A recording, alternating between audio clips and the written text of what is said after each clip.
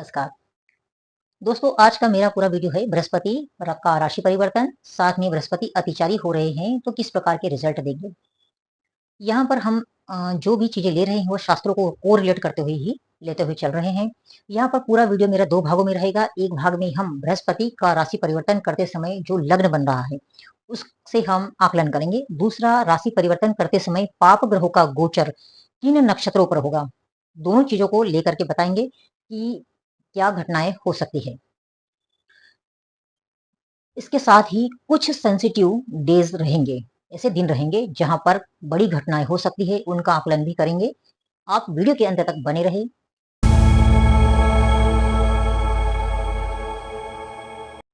एक बार फिर आपका स्वागत है दोस्तों।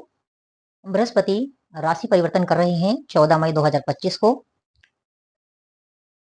रात्रि में 10:37 पर। बृहस्पति इस समय अतिचारी रहेंगे। आचार्य वराह मिहिर के अनुसार यदि बृहस्पति पूरे वर्ष में एक या दो नक्षत्रों का भोग करते हैं तो अति उत्तम फलदायी होते हैं। दो से अधिक नक्षत्र, ढाई नक्षत्रों का गोचर करते हैं या उनका भोग करते हैं तब भी यह उत्तम ही फल देते हैं। 3 से अधिक नक्षत्रों का भोग करने पर बृहस्पति अतिचारी कहलाते हैं तो यह काफी अनिष्टकारी फल देते हैं। फसलों का नाश करने की बात कही है। अति वृष्टि हो सकती है, इसलिए खड़ी फसलें भी बर्बाद हो जाती है। यह आचार्य वराहमिहिर के अनुसार हमने बताया।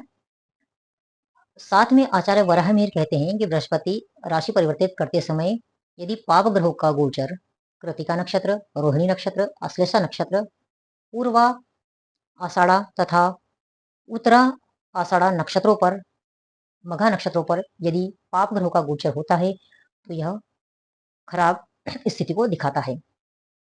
अब राशि परिवर्तन करते समय जो ग्रहों की स्थिति बनी है और पाप ग्रहों का गोचर किन नक्षत्रों पर है उसको हम बताते हैं। यहाँ पर हम सूर्य को देखते हैं तो सूर्य कृतिका नक्षत्र में गोचर कर रहे हैं और मंगल अश्लेषा नक्षत्र में गोचर कर रहे हैं, जो कि आचार्य वराहमिहिर द्वारा दिए गए नक्षत्रों से मैच कर रहे हैं। तो यहाँ पर स्पष्ट इंडिकेशन मिल रहा है कि आगजनी, दुर्घटनाएं, बम ब्लास्ट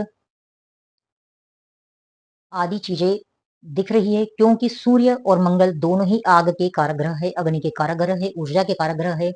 वो इनका पाप ग्रहों पर गोचर होना कहीं न कहीं दुर्घटनाओं, आग से रिलेटेड दुर्घटनाओं को भी दिखा रहा है। यहाँ पर ब्लास्ट, आतंकवादी गतिविधियां, फायरिंग होना आदि सारी चीजें यहाँ पर हमें दिख रही है कि ये चीजें हो सकती है। अश्लेषा नक्षत्रों को आचार्य वराहमिहिर ने हृदय कहा है। तो मंगल यहाँ पर इस गोचर पर, इस नक्षत्र पर गोचर कर रहे हैं तो कहीं न कहीं भारत के मेट्रो सिटीज में, विशेष करके दिल्ली से के अलावा से लगी हुई चीजें, हृदय प्रदेश होने की वजह से यहाँ पर भी कुछ ऐसी घटनाएं हो सकती है जिससे कि काफी क्षति हो। बृहस्पति 11 जून 2025 को शाम के समय 6:55 पर अस्त हो रहे हैं। बृहस्पति का उदय 7 जुलाई 2025 को दिन में 3:04 पर हो रहा है। अब यहाँ पर आचार्य वराहमिहिर ने बृहस्पति के उदय होने पर भी बात कही गई है कि वहां पर भी किन नक्षत्रों पर पाप ग्रहों का गोचर किन नक्षत्रों पर है, यह देखना आवश्यक है। यहाँ पर हम देखते हैं कि फिर अश्लेषा तथा कृतिका पर शुक्र तथा बुध का गोचर रहेगा तो यहाँ पर जो फाइनेंशियली डाउन की स्थिति ये देंगे। अन्य ग्रहों का कहीं न कहीं सूर्य का पुनर्वसु नक्षत्र पर, मंगल का पूर्व फाल्गुनी नक्षत्र पर जो सूर्य का नक्षत्र है, शनि का उत्तरा भाद्रपद और राहु का पूर्वा भाद्रपद पर गोचर रहेगा। तो यहाँ पर जो मंगल का पूर्व फाल्गुनी सूर्य के नक्षत्र पर गोचर है। साथ में वराहमिहिर ने कहा है कि यदि बृहस्पति उदय होते हैं और दिन के समय होते हैं तो राजा के लिए काफी अनिष्टकारी होते हैं, मृत्यु तक होने की संभावनाएं उन्होंने बताई है। तो यहाँ पर स्थिति ऐसी निर्मित हुई है। उस समय उदय होने के पश्चात बृहस्पति मंगल भी काफी विकराल स्थिति में रहेंगे। कहीं न कहीं वह केतु राहु तथा संबंध बनाएंगे। तो यहाँ पर कहीं न कहीं देश के सेनापति या फिर उच्च पदों पर आसीन व्यक्तियों पर लेवा हमले हो सकते हैं, दुर्घटनाएं हो सकती है, उनको सावधानी रखना है। पर बृहस्पति की उदय होने के समय ही मंगल तथा केतु की युति रहेगी और मंगल कहीं न कहीं दृष्टि संबंध बनाएंगे शनि के साथ। बृहस्पति अतिचारी रहेंगे, तो यह स्थितियां भी बहुत अच्छा इंडिकेशन नहीं दे रही। लेते हैं कि बृहस्पति राशि परिवर्तित कर रहा है, उस समय कौन सा लगन उदित हो रहा है और उससे किस प्रकार के योग निर्मित हो रहे हैं। तो यहाँ पर बृहस्पति के राशि परिवर्तन करते समय धनु लगन उदित हो रहा है। शनि तथा राहु की युति इस लग्न से चतुर्थ हाउस पर आ रही है और यहाँ पर यह षष्ठेश शुक्र के साथ युति करेंगे। तो यहाँ पर जो चीजें बन रही है, कहीं न कहीं जनता की परेशानी दिखा रही है। चतुर्थ हाउस होता है प्राकृतिक आपदाओं का, देश की जमीन का, सुख का, भूकंप आदि चीजों का, साथ में जमीन के अंदर जितनी भी हलचल होती है, बाढ़, अतिवृष्टि, अनावृष्टि, सारी प्राकृतिक आपदाएं, बादल फटना, सारी चीजें चतुर्थ हाउस से देखी जाती है। तो यहाँ पर कहीं न कहीं आपका प्रभाव बना हुआ है और साथ में 7 जून को मंगल राशि परिवर्तित करके सिंह राशि में आ जाएंगे और यहाँ से यह मंगल शनि को भी दृष्टि देगा, केतु से युति करेगा। तो इस प्रकार यहाँ पर एक जो कॉम्बिनेशन बन रहा है वह कहीं न कहीं काफी डिफिकल्टी को दिखा रहा है। तो ये जो बन रहा है यहाँ पर कहीं न कहीं जनता परेशान होगी, यह स्थिति निर्मित हो रही है। तो जो युद्ध की स्थिति जो निर्मित है वह कंटिन्यूस ऐसी रहेगी, परंतु कहीं न कहीं विदेश ताकतों द्वारा भारत को क्षति पहुंचाने की स्थितियां भी निर्मित हो रही है। साथ में प्राकृतिक आपदाएं भी बनेगी। मंगल केतु की युति पुनः किसी सेनापति या किसी बड़े योद्धा का अंत भी दिखा रही है।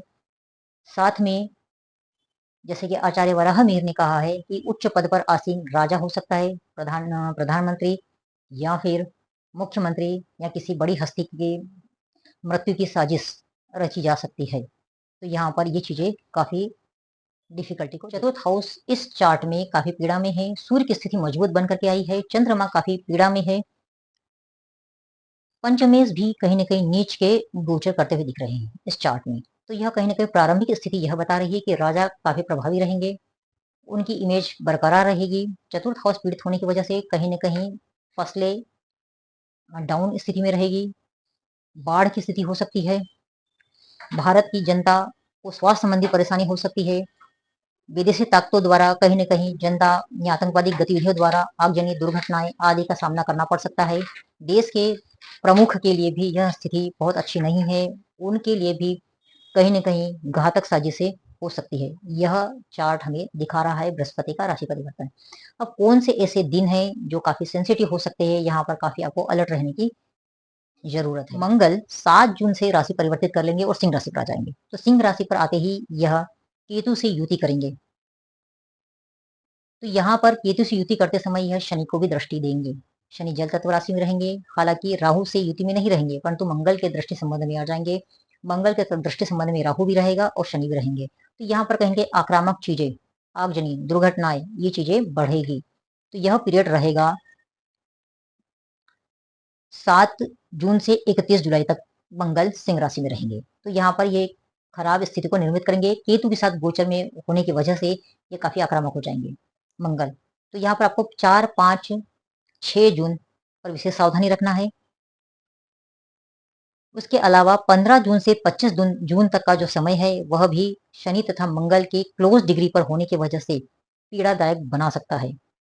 20 जुलाई और 25 जुलाई को शनि वक्री हो जाएंगे और कहीं न कहीं यह भी बृहस्पति तथा राहु और मंगल के संबंध में केंद्रीय संबंध होगा और क्लोज डिग्री संबंध भी अन्य पाप ग्रहों के साथ शनि का रहेगा। तो यहाँ पर भी एक घातक स्थिति निर्मित हो रही है। तो यहाँ पर भी आप सावधान रहे। 6 अगस्त से लेकर के 10 अगस्त तक का पीरियड भी काफी परेशानी वाला रहेगा। तो यहाँ पर हमने जैसे आकलन किया कि बृहस्पति की अतिचारी होते ही और अन्य ग्रहों का गोचर भी काफी डिफिकल्टी को दिखा रहा है। नवंबर तक बृहस्पति अतिचारी रहेंगे और साथ में शनि वक्री रहेंगे। तो इन दोनों की स्थिति भी काफी अनिष्ट स्थिति का निर्माण कर रही है। मंगल, केतु तथा राहु का गोचर भी कहीं न कहीं अनिष्ट स्थिति का निर्माण करते हुए दिख रहा है। इसलिए आपको जो हमने डेज बताए उन पे अलर्ट रहना है। विशेष करके जून, जुलाई, अगस्त तक तीनों ही महीने दुर्घटनाओं, प्राकृतिक आपदाओं के ओर संकेत कर रहे हैं। यहाँ पर जो युद्ध वाली स्थिति बन रही है वह कहीं न कहीं लंबे खींचते हुए दिख रही है। तो हमने आपको जानकारी दी बृहस्पति के राशि परिवर्तन तथा अतिचारी होने पर किस प्रकार के परिणाम आएंगे। दोस्तों, यदि आप अन्य किसी भी प्रकार की जानकारी चाहते हैं तो आप कमेंट जरूर करिएगा। इसी के साथ मैं अपने विचारों को यहीं विराम देती हूँ। धन्यवाद।